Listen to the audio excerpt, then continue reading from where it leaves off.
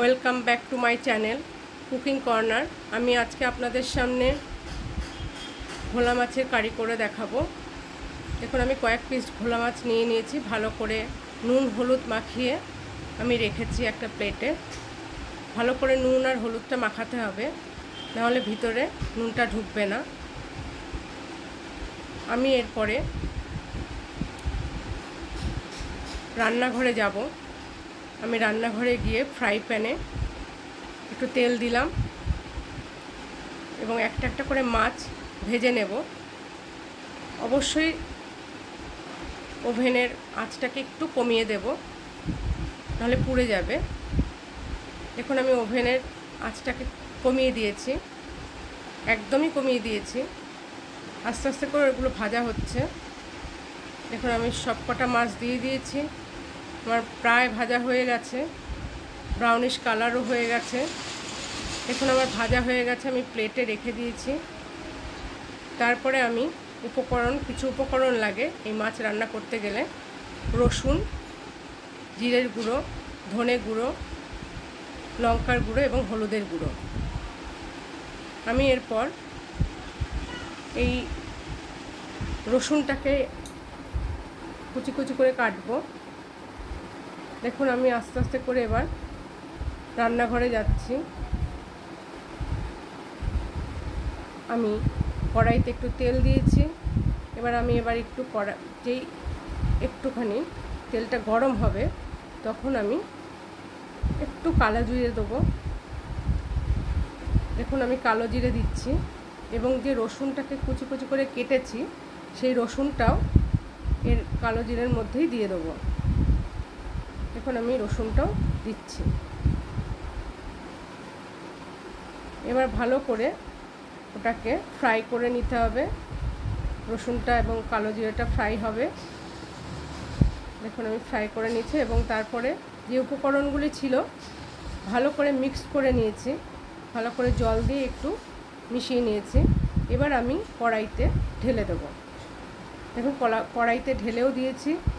এবার এটাকে ভালো করে কষিয়ে নেব। ভালো করে না কষালে এটা একটা মশলার গন্ধ লাগে, মানে কাঁচা গন্ধ লাগলে ভালো লাগে না। পরিমাণ মতো নুন দিচ্ছি, স্বাদ মতন। আপনারা যেরকমভাবে আপনারা নুন লাগে সেইভাবে দিয়ে নেবেন। আমি আমার পরিমাণ মতো নুন দিয়ে দিয়েছি। ভালো করে এটাকে আমি কষিয়ে নিচ্ছি। দেখুন, আস্তে আস্তে এটা কষানো হচ্ছে এবং কয়েক টুকরো আমি কাঁচা লঙ্কা দিয়ে দেবো। দেখুন, কাঁচা লঙ্কা দিয়ে দিলাম এবং এটাকে ভালো করে ভেজে নিচ্ছি। দেখুন, আমার প্রায় কষানো হয়ে গেছে, প্রায় কষানো কমপ্লিট। আমি এরপরে আস্তে আস্তে করে একটা একটা করে মাছ আমি কড়াইতে দিয়ে দেবো। দেখুন, আমি এবার কড়াইতে দিয়ে দেবো মাছগুলো। এই যে ভাজা মাছগুলো যে আছে, এবার কড়াইতে দেবো। হ্যাঁ, একটা একটা করে মাছ দিচ্ছি।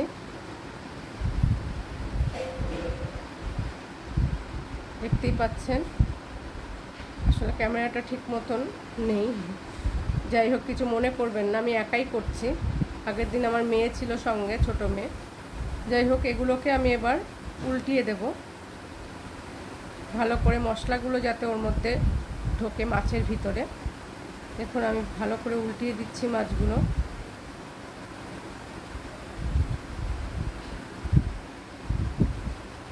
উল্টিয়ে দিলাম। দেখুন, দিচ্ছি মাছ।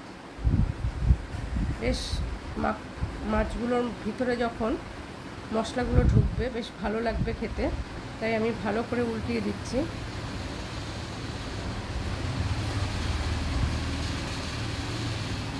এরপর আমি অল্প অল্প জল দেব, কেননা একটু ঝোল না থাকলে, মানে মাখা মাখা রাখবো আমি। একটু ঝোল না থাকলে ভালো লাগবে না, মানে ভাত দিয়ে খাবো তো, বুঝতেই পাচ্ছেন। আমি জলও দিয়ে দিয়েছি এর মধ্যে। এবার এগুলোকে ভালো করে নাড়িয়ে চাড়িয়ে তারপরে এটাকে একটু ঢাকা দিয়ে দেব।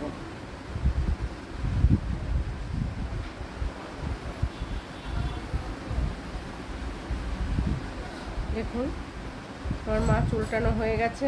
এবার আমি একটু ঢাকা দিয়ে দেব।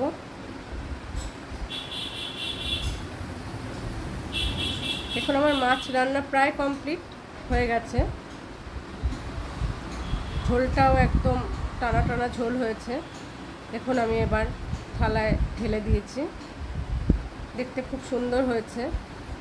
আপনারা ট্রাই করে দেখবেন এইভাবে রান্না করে ভোলা মাছ, খুব ভালো লাগে খেতে। যদি আপনাদের রেসিপিটা পছন্দ হয়ে থাকে তাহলে আপনারা অবশ্যই